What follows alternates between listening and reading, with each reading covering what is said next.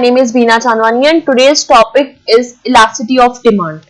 Students, हमने ये anti net JRF, RPSC college lecturer and class 12th economics का syllabus है। ये सारे सिलेबस में हमने ये सब टॉपिक कंप्लीट कर लिए। Theory of the consumer behaviour, definition of demand हमने कंप्लीट किया, difference between demand and quantity demanded, law of demand, demand curve, derive demand में हमने अदर टाइप्स ऑफ डिमांड करे, इसका हमारा एक वीडियो आप वो देख सकते हैं। Movement in demand curve, shift in demand curve, and जो आज का इंपॉर्टेंट टॉपिक है वो है price elasticity of demand. Basically हम इसको भी प्राइस ना लेके इलास्टिसिटी ऑफ डिमांड लेके चलेंगे कि इलास्टिसिटी ऑफ डिमांड क्या है। तो today's topic is students elasticity of demand. Elasticity of demand start करने से पहले मैं आपको एक छोटा सा बताना चाहती हूँ कि क्या डिफरेंस होता है लॉ ऑफ डिमांड में या फिर डिमांड में और इलास्टिसिटी ऑफ डिमांड में।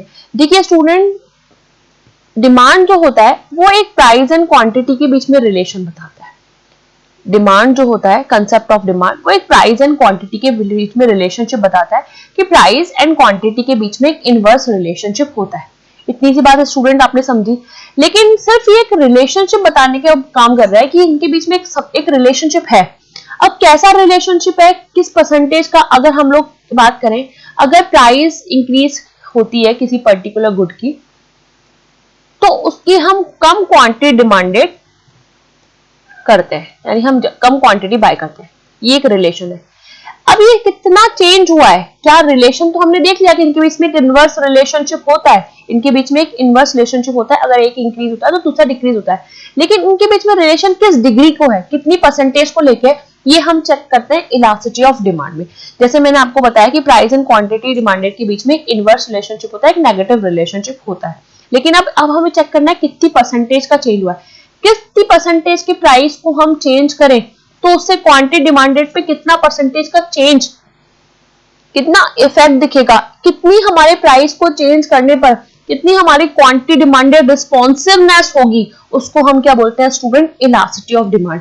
बेसिकली अगर हम बात करें इलास्टिसिटी की, तो इलास्टिसिटी जो होती है स्टूडेंट, वो आपने इलास्टिक यूज किया होगा, तो इलास्टिक कैसे होता है, जैसे खिंचता है। तो यहाँ पे इलास्टिसिटी ऑफ डिमांड में जो हमें मेनली चेंज देखना है ना, वो हमें क्वांटिटी डिमांड में देखना है। आप मोस्ट स्टूडेंट इस बात को इंपॉर्टेंस ध्यान रखना कि इलास्टिसिटी ऑफ पूरे डिमांड चैप्टर में हमें जो देखना है वो हमें चेंज किस में देखना है, क्वांटिटी डिमांडेड के अंदर चेंज देखना है।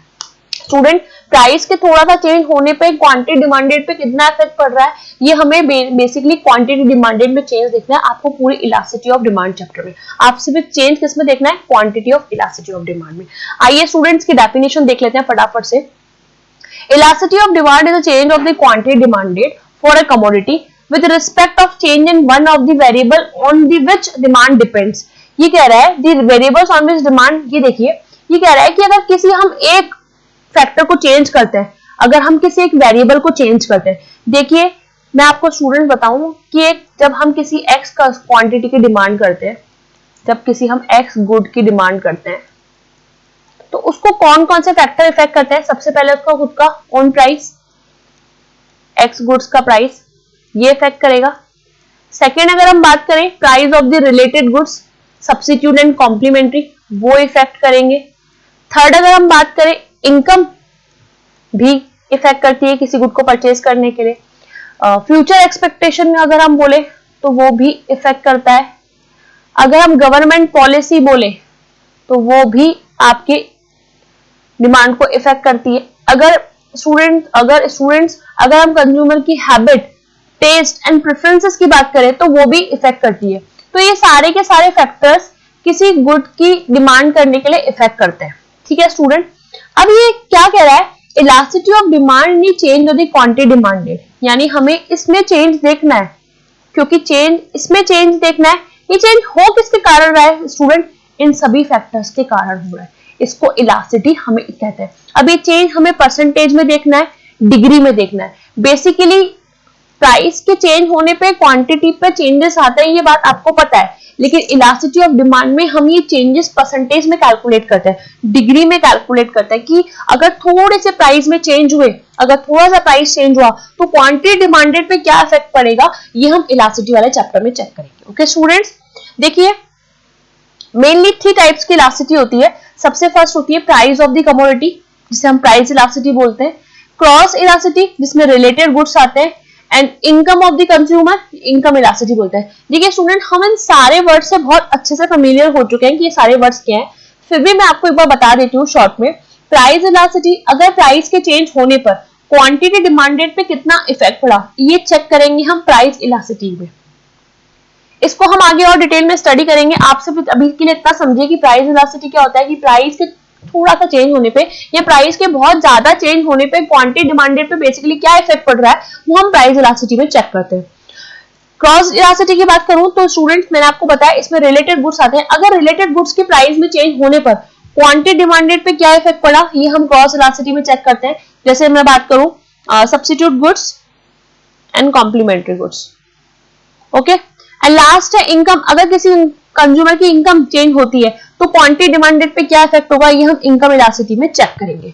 स्टूडेंट, आई होप आपको इतना समझ में आया होगा कि इलास्टिसिटी ऑफ डिमांड में हम लोग चेंज देख रहे हैं, क्वांटिटी डिमांडेड में कितना चेंज हो रहा है अगर सारे वेरिएबल्स में चेंज किया जाए तो। Again I repeat the definition, elasticity of demand, the change of the quantity demanded of the commodity with respect to change in one of the variable on which demand depend। यानी सारे के सारे क्या है, ये क्वांटिटी डिमांडेड किस पे depend है, इन सारे फैक्टर्स से डिपेंड है। इन सारे फैक्टर्स पे आपकी क्वांटिटी डिमांडेड क्या है, इफेक्ट करती है। ये सारे हम प्रीवियस वीडियो में एक्सप्लेन अच्छे से कर चुके हैं। आज तीन टाइप की डिमांड होती है, तीन टाइप्स की इलास्टिसिटी होती है। Three types of elasticity of demand, price elasticity, cross elasticity and income elasticity. Again I repeat, price elasticity में हम रिलेशनशिप देखते हैं प्राइस एंड क्वांटिटी डिमांडेड का। क्रॉस इलास्टिसिटी में हम रिलेशनशिप देखते हैं रिलेटेड गुड्स और उसका इफेक्ट किस पे पड़ता है, क्वांटिटी डिमांडेड पे। एंड इनकम, एंड जब हम क्वांटिटी डिमांडेड का रिलेशन देखते हैं उसको इनकम इलास्टिसिटी कहते हैं। फर्स्ट जो हम एक बार मैं आपको कॉज एंड प्राइस दोनों समझा देती हूँ। जैसे क्रॉस इलास्टिसिटी की अगर हम बात करें, इसको हम डिटेल में स्टडी करेंगे। एक इंपॉर्टेंट बात मैं स्टूडेंट आपको बताना चाहती हूँ, ये जो क्रॉस इलास्टिसिटी डिमांड है या जो इनकम इलास्टिसिटी डिमांड है, यहाँ पे जो हम बात करें, मेनली अगर मैं क्लास 12 की बात करूं, सीबीएसई या आरबीएसई दोनों के सिलेबस में सिर्फ प्राइस इलास्टिसिटी से रिलेटेड ही क्वेश्चन आता है। Cross elasticity and income elasticity ये 12th क्लास का सिलेबस नहीं है।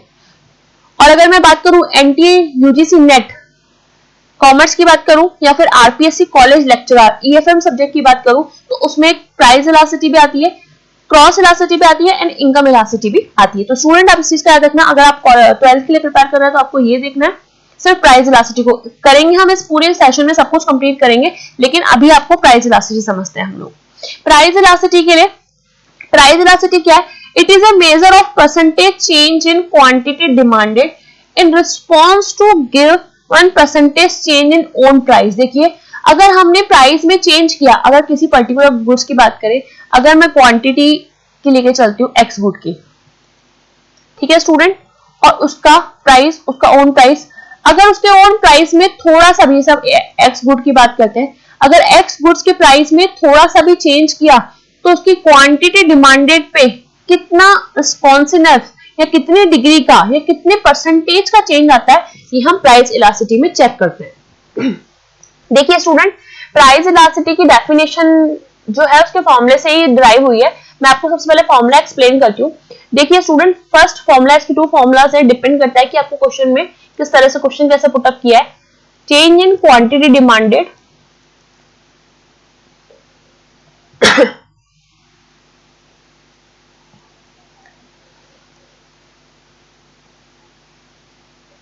divided by change in price excuse me, change in price। Price के चेंज होने पे, जो आपके न्यूमरेटर में है, ये आपका है प्राइस। प्राइस के चेंज होने पे आपके क्वांटिटी डिमांड पे कितना इफेक्ट पड़ा, ये आप, इसकी डेफिनेशन भी है और इसका फॉर्मूला भी है। ठीक है student, it is a measured as a percentage change in quantity demanded divided by the percentage change in price. देखिए, परसेंटेज चेंज प्राइस जो है आपके न्यूमरेटर पे है और डिनोमिनेटर में क्या है, percentage change in quantity demanded. ठीक है स्टूडेंट, ये आपका फॉर्मूला है। एक फॉर्मूला आपका ये है और दूसरा फॉर्मूला है आपका ये आपको शॉर्ट में आप इलास्टिसिटी को आप ईडी से भी डिनोट करते हैं। इलास्टिसिटी को कैसे डिनोट करते हैं, ईडी से डिनोट करते हैं। ये आपका ये फॉर्मूला है, ये चेंज है, ये चेंज बताता है। ये मैं आपको अच्छे से एक्सप्लेन करती हूँ। पहले आपको इतना सा समझना है कि प्राइस इलास्टिसिटी का मतलब क्या होता है, यानी प्राइस के चेंज होने से, किसी पर्टिकुलर गुड के ओन यानी उससे खुद की प्राइस में चेंज होने से उसकी क्वांटिटी डिमांडेड में कितना इफेक्ट आ रहा है, ये आपका प्राइस इलास्टिसिटी होती है। ये इसका सेकंड फॉर्मूला है और इंपॉर्टेंट फॉर्मूला है, ये फॉर्मूला जो है इसके मेथड्स में भी यूज आता है। अभी हम इसको ऐसे एक्सप्लेन कर देते हैं। ये क्या है, फॉर्मूला ये है change in quantity demanded divided by change in price. ये आपका प्राइस इलास्टिसिटी डिमांड कैलकुलेट करने का फॉर्मूला है। ठीक है स्टूडेंट्स, इस वाले माइनस साइन को भी हम थोड़ी देर बाद में देखते हैं कि माइनस का साइन क्यों है। आप अपने एग्जाम पॉइंट ऑफ व्यू से अगर सॉल्व करते हैं तो माइनस का साइन इग्नोर कर सकते हैं। अब ये चेंज क्या है मैं आपको बताऊं, ये है चेंज इन क्वांटिटी डिमांड है। और हमें चेंज कैसे कैलकुलेट करना है, हमें चेंज कैलकुलेट करना है। सपोज मैं आपको चेंज कैलकुलेट करके बताती हूँ क्यूडी का, किसका, क्यूडी का। चेंज इन क्यूडी कैलकुलेट कैसे करते हैं, तो फर्स्ट पुट करते हैं हम Q1 और एक है Q0। Q0 होता है आपका इनिशियल प्राइस, आपका स्टार्टिंग का प्राइस। कौन सा प्राइस होता है, आपका इनिशियल प्राइस।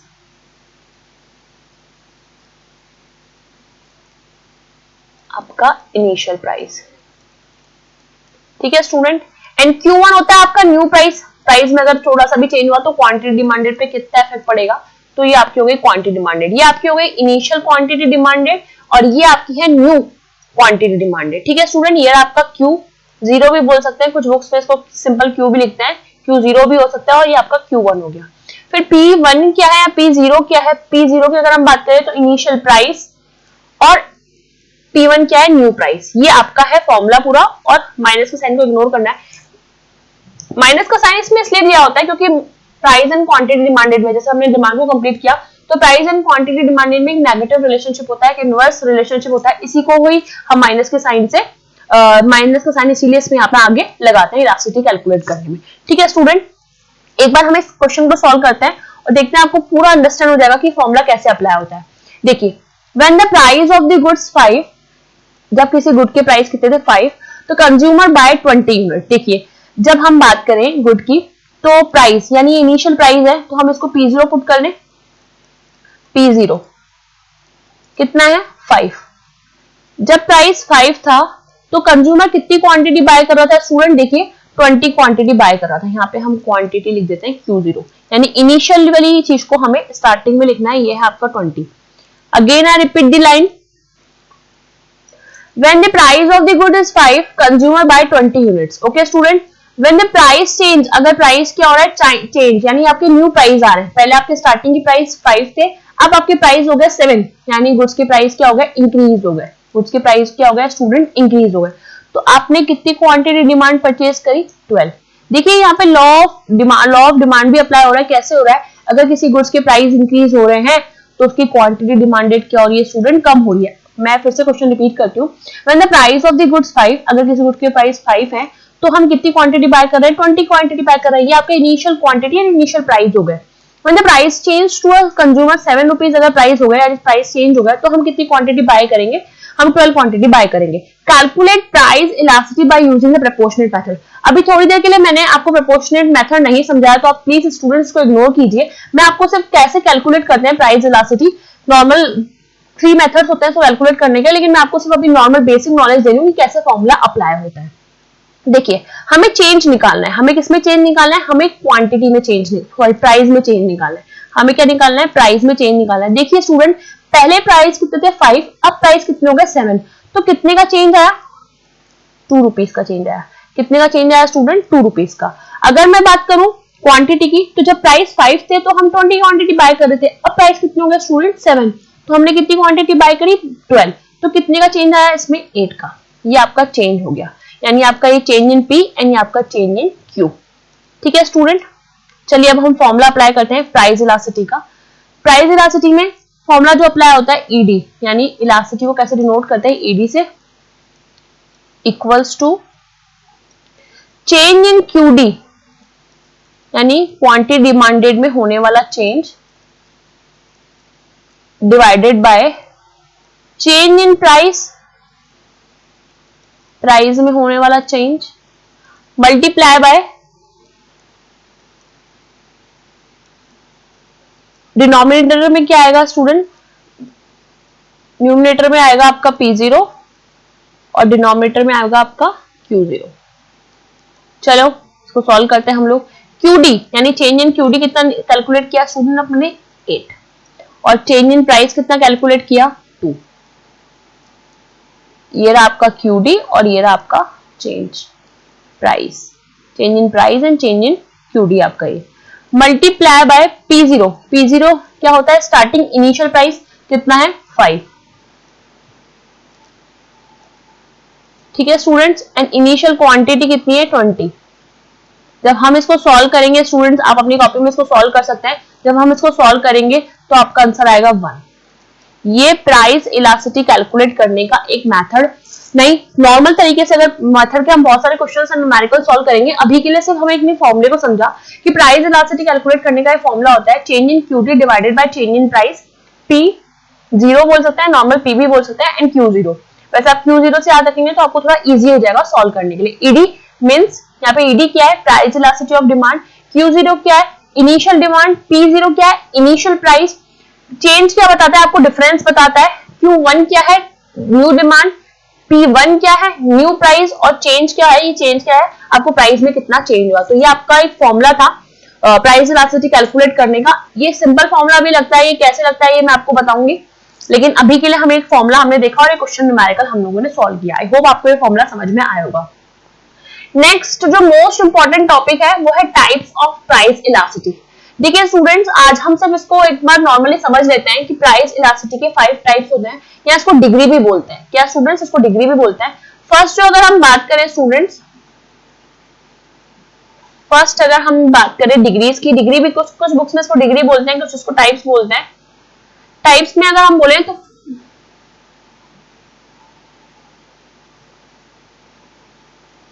टाइप्स में बोले तो फर्स्ट है परफेक्टली इलास्टिक। क्या है student, first perfectly elastic, second है परफेक्टली इनइलास्टिक, थर्ड है रिलेटिवली इलास्टिक, फोर्थ है रिलेटिवली इनइलास्टिक, एंड लास्ट है यूनिटरी इलास्टिक। ये प्राइस इलास्टिसिटीज की डिग्री भी है एंड टाइप्स है, और पूरा का पूरा जो प्राइस इलास्टिसिटी का चैप्टर है इस पूरे डिग्री पे या इस टाइप्स पे बेस्ड है। ठीक है स्टूडेंट, तो चलिए आज हम इसका फर्स्ट टाइप देखते हैं।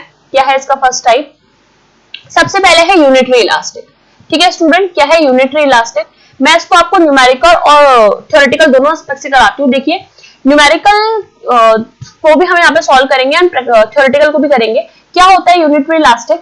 When the proportionate change in quantity demanded, when the proportionate change in demand exactly same change in the price, जितना चेंज हमारा प्राइस में हुआ सेम एग्जैक्टली उतना ही चेंज आपकी क्वांटिटी डिमांडेड में हो रहा है, इसको आप यूनिटरी इलास्टिक बोलते हैं।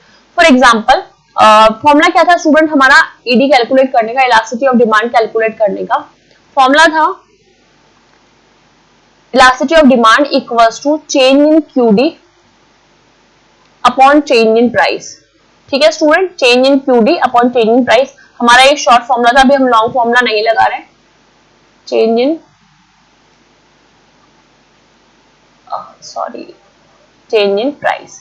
फॉर एग्जाम्पल अगर मैं बात करूं कि जितना चेंज हमारी क्वांटिटी में हुआ, देखिए स्टूडेंट्स जितना चेंज आप यहाँ से चेक कर सकते हो, जितना चेंज हमारा प्राइस में हुआ सेम उतना ही चेंज हमारा किस में हुआ, क्वांटिटी डिमांडेड में हुआ, उसे हम यूनिटरी इलास्टिक बोलते हैं, और जिसकी जो इलास्टिसिटी हो 1 कैलकुलेट होती है। देखो 1 कैसे होगी, जितना चेंज हमारा किस में हुआ, क्यूडी में हुआ, सेम उतना ही चेंज हमारा किस में हुआ, प्राइस में हुआ, तो इसको यूनिटरी इलास्टिक कहते हैं।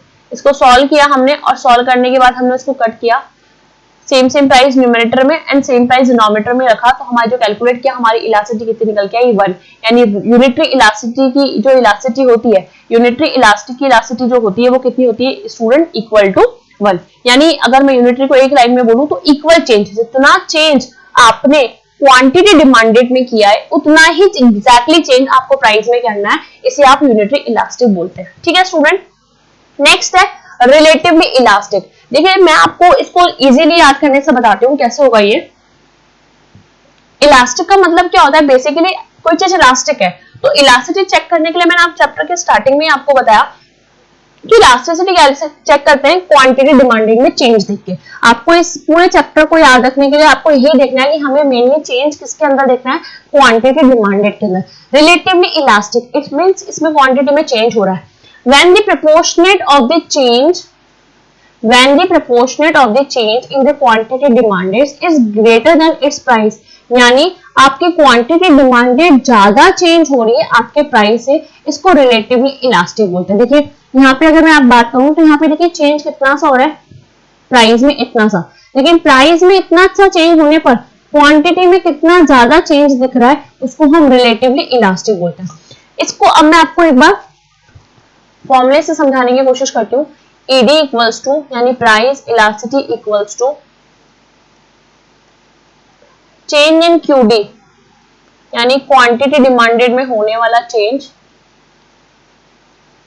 Divided by change in price. Okay students, change in price.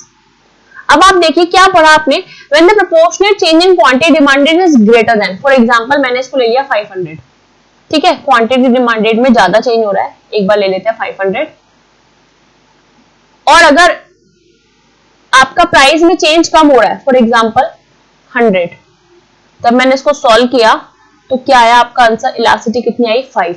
It means it is a greater than 1, यानी ये यूनिटरी से ज्यादा है, it is a greater than unitary, unitary से ज्यादा है, इसीलिए इसको रिलेटिव इलास्टिक बोलते हैं। मैं आपसे स्टूडेंट बार बार कह रही हूँ, आप इलास्टिक की बात करें तो उस पूरे चैप्टर में आपको चेंज क्वांटिटी डिमांडेड के अंदर देखना है।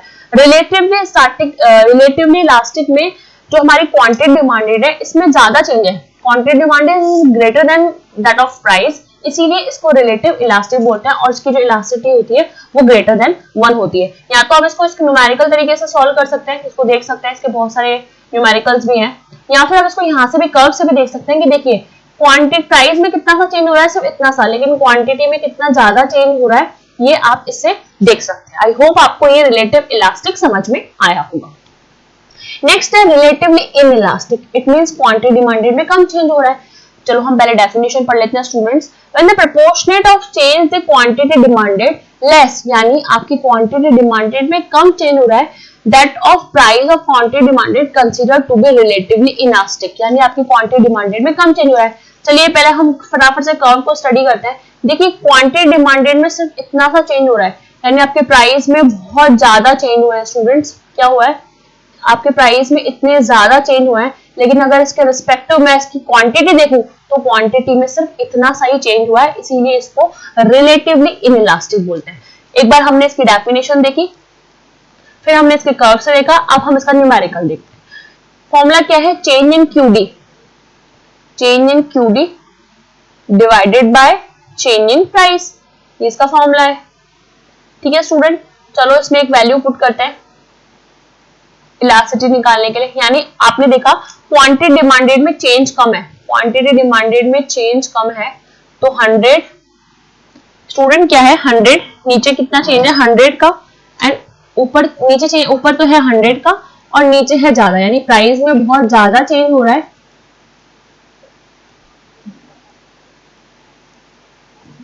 प्राइस में क्या हो रहा है, ज्यादा चेंज हो रहा है, जबकि क्या हो रहा है उसमें कम चेंज हो रहा है। तो इसका आंसर क्या आएगा 0.2, इसका आंसर क्या आएगा स्टूडेंट 0.2। इट मींस ये क्या है लेस देन 1 है, एक से कम है, क्या है ये लेस देन 1 है, इसीलिए ये रिलेटिवली इनइलास्टिक है। आप इसको कर्व से भी देख सकते हैं, इसको डेफिनेशन से भी चेक कर सकते हैं, और इसको न्यूमेरिकल से भी चेंज करते हैं। रिलेटिवली इनइलास्टिक, रिलेटिवली इलास्टिक और इनइलास्टिक में मैं अगर आपको डिफरेंस बताऊं तो सिर्फ इलास्टिक में क्वांटिटी डिमांडेड में ज्यादा चेंज हो रहा है कंपेयर टू उसके प्राइस से, लेकिन अगर मैं रिलेटिवली इनइलास्टिक की बात करूं तो इनइलास्टिक में प्राइस में ज्यादा चेंज हो रहा है कंपेयर टू डिमांड के। ठीक है स्टूडेंट, आगे देखिए मोस्ट इंपॉर्टेंट परफेक्टली इलास्टिक। फिर से मैंने आपको बोला जब भी हम इलास्टिक की बात करेंगे चेंज किसमें देखेंगे, क्वांटिटी में देखेंगे। Consumer have indefinite demand at a particular price and none at all at an evenly slightly higher this given price, demand is perfectly elastic। देखिए प्राइस में कुछ भी चेंज नहीं हो रहा, यहाँ माइनर चेंज भी हम लोग बोल सकते हैं, प्राइस में कुछ भी चेंज नहीं हो रहा, लेकिन क्वांटिटी डिमांडेड में बहुत ज्यादा चेंज हो रहा है, इसीलिए इसको हम क्या बोलते हैं relatively inelastic, sorry relatively elastic बोलते हैं। चलिए हम इसका फॉर्मूला अप्लाई करते हैं, चेंज इन QD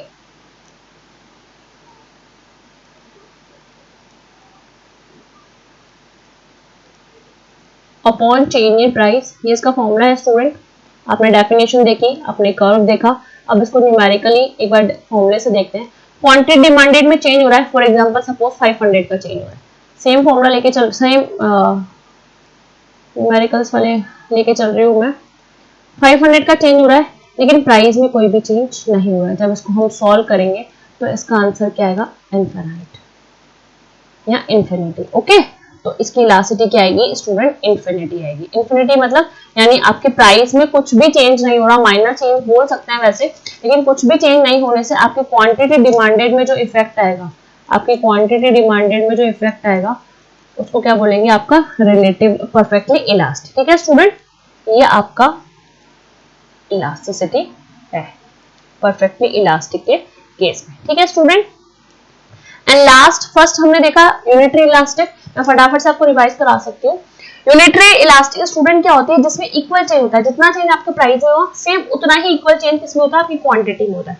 फिर हमने देखा रिलेटिवली इलास्टिक, रिलेटिवली इलास्टिक में स्टूडेंट हम लोगों ने क्या देखा, यानी क्वांटिटी डिमांडेड में ज्यादा चेंज हो रहा है कंपेयर टू उसके प्राइस से, रिलेटिवली इन इलास्टिक में प्राइस में ज्यादा चेंज हो रहा है कंपेयर टू क्वांटिटी डिमांडेड में, परफेक्टली इलास्टिक में प्राइस में कोई चेंज नहीं हो रहा, सब चेंज किसमें हो रहा है, क्वांटिटी डिमांडेड में। ठीक है स्टूडेंट, एंड लास्ट तो है आज का perfectly in elastic. Perfectly in elastic में देखिए स्टूडेंट, आपको ऐसा कर्व में दिख रहा है कि देखो किसमें चेंज हो रहा है स्टूडेंट, यानी आपकी क्वांटिटी डिमांडेड में चेंज हो रहा है या नहीं हो रहा, नहीं हो रहा ना। क्वांटिटी डिमांडेड क्या है, आपके फिक्स है, आपका चेंज किसमें हो रहा है स्टूडेंट्स, प्राइस में हो रहा है। किसमें चेंज हो रहा है, प्राइस में हो रहा है। ठीक है, प्राइस इंक्रीज हो रहा है, प्राइस डिक्रीज हो रहा है, प्राइस इंक्रीज हो रहे हैं, प्राइस डिक्रीज हो रहा है। आइए डेफिनेशन देख लेते हैं। When the demand for a commodity show no response to change in price, यानी प्राइस के चेंज होने पर भी बिल्कुल भी आपकी क्वांटिटी डिमांडेड पे इफेक्ट ही नहीं पड़ रहा। एक इसका एग्जांपल सबसे बेस्ट सॉल्ट है स्टूडेंट, सॉल्ट। अब आप मुझे बताइए, नमक अगर सस्ता हो जाए, अगर नमक बहुत ज्यादा चीपर रेट में आपको मिलने लग जाए, तो क्या आप सब्जी में डबल कर देंगे उसको, नहीं ना। इसलिए प्राइस के चेंज होने पर आपकी क्वांटिटी डिमांडेड पे कोई भी इफेक्ट नहीं पड़ रहा।